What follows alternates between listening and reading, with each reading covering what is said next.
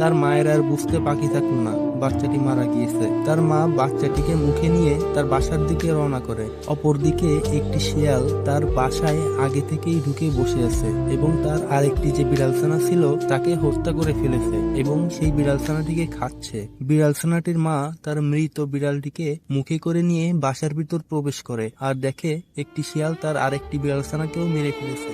মা বিড়াল তখন কিছুই বলতে পারে না, সে চেয়ে চেয়ে শুধু দেখে, কারণ শিয়ালের সাথে মা বিড়াল পারবে না। বিড়ালছানাটিকে খাওয়ার পর শিয়াল সেখান থেকে চলে যায় আর মা বিড়াল একা একা বসে বসে কাঁদতে থাকে। দিন পার হয় কিন্তু তার মায়ের দুঃখ শেষ হয় না। মা বিড়াল তার ঘর থেকে বেরিয়ে শহরের উদ্দেশ্যে রওনা করে এবং সে শহরে চলে যায়। সে আশেপাশে একটি হসপিটাল খুঁজতে থাকে এবং হসপিটালের ভিতরে একটি বড় ডাক্তারের সাথে কথা বলে।